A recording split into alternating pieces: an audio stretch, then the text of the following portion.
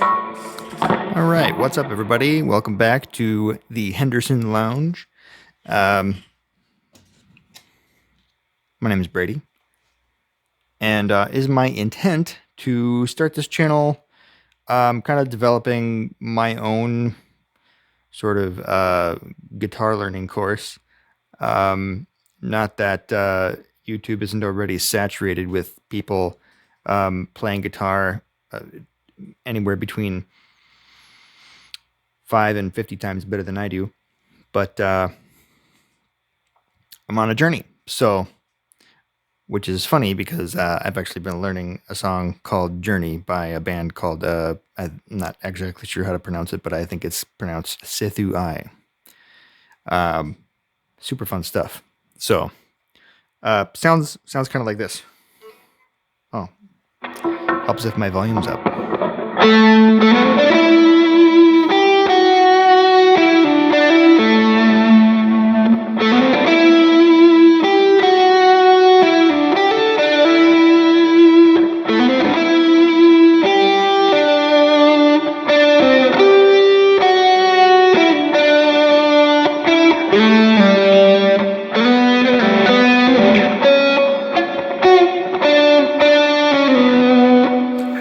So I wasn't looking at the fretboard. I was just trying to do it by feel, so I messed up a little bit, but you get the idea. Anyways, I wanted to start off with, I guess, some basic warm-up stuff, like if kind of ground up stuff. I feel like I've looked at. I tried a different guitar learning course, fairly name brand. I won't name names, but anyways, I thought it was good, maybe for somebody that not my age at the time. I'm in my mid-30s, and I think I tested it out maybe 5-10 years ago. I had already been playing. I've been playing guitar since about 2010, and I basically recently started trying to make leaps and bounds, to use the phrase, but really pushing in, trying to lean in. So been watching lots of YouTube producers myself, and that's not the word I was looking for, but yeah. Anyways, so super basic. Personally, I like just a standard kind of like I just work the fretboard like from the beginning. Helps with hand synchronization, and so I just do. Let me set up a metronome here.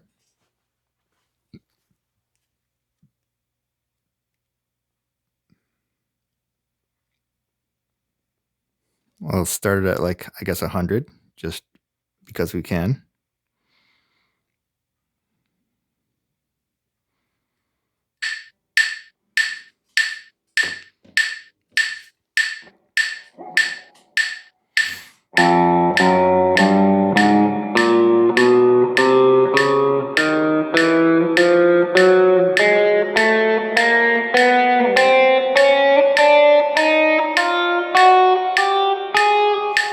And that's kind of, I don't need all that reverb, so let me back that down a little bit. And then I love this metronome. I don't know if you guys can see the metronome that I'm using, but it's looks like this, and it's got tons of awesome features on it. I love to use the increase and decrease tempo functions. And you can, I have it set to increase 1 BPM every 4 bars. I could go probably shorter than that. Let's go 2 bars for this, because I'm starting at 100, and we're just going to see how far we go. If I can go really fast. because that's one of the fun things to do is try and increase your speed. Gives you more options. So we'll start here, and I'll start over, and I'll just kind of work the fretboard here.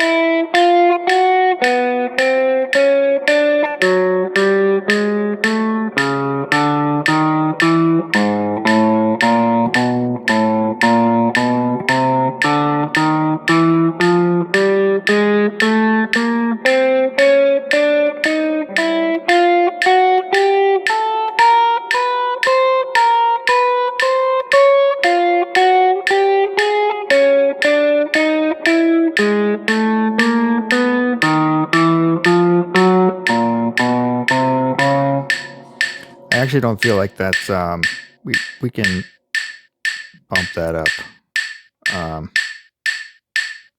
Let's do that. Let's double time it. And I'm just going to start over because I can, I think. Actually, I'm going to go ahead and bump this up. Going to start at a fairly good pace.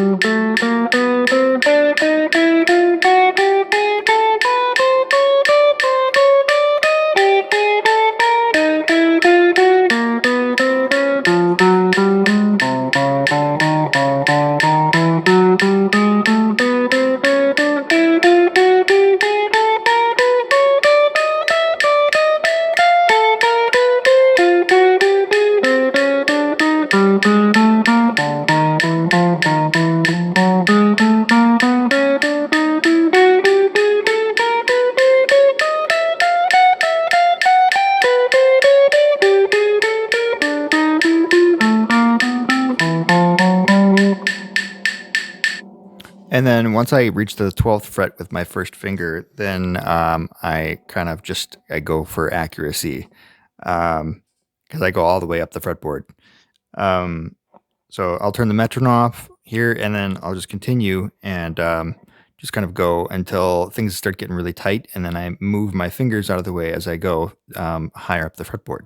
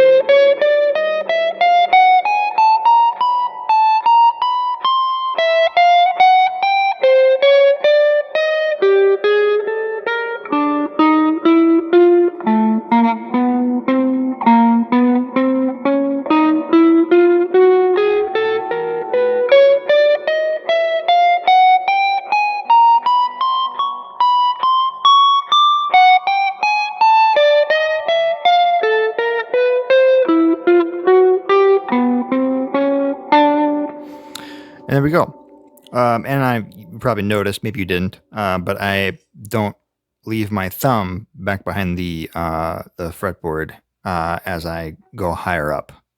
If my thumb gets caught back here, it's a little bit hard to do this. I mean, I could probably try and do that. There's probably enough room in my cutout here, but um, I think I find it easier to maneuver the fingers without the thumb in the back. So that's how I do that. And then, so yeah, I guess that is kind of where I recommend if you're starting out, that really just gets your muscle memory started on the fretboard and hand synchronization, so that one of the most frustrating things I found when I was learning to play guitar was if I was, playing something on the fretboard and then I would be looking at my left hand and not at my right hand, which is picking, and I would pick the wrong string. And I'd be like, it just doesn't, it's frustrating when you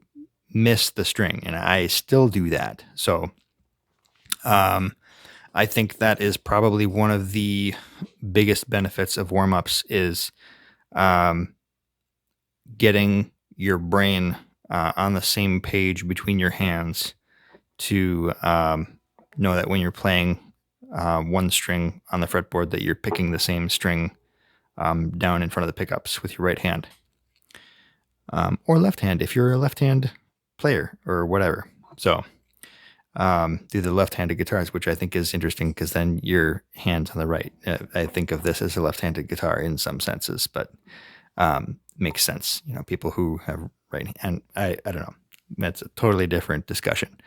But anywho, I guess I will leave it at that, and we'll just break out other pieces into other videos because I'd love to just kind of create this as a module segment. So, and then also, just as a side note, I'm using a pick, and I have it turned sideways. So instead of using the pointy tip, I turn it so that I'm using the rounded edge, and I feel like that gives me a more just closer feel to the strings. I feel like I get a better feel just for where I'm at with the like I turn the point out when I'm strumming chords because I get better reach, but yeah, when I'm picking individual strings, I use a rounded edge, and I kind of put my thumb. Not, it depends. I just leave it open for when I'm if I want to try and do pinch harmonics or something, which I'm still working on. But that's kind of the idea, is to have that in that area for when I'm doing that. So, and I think I'll leave it there.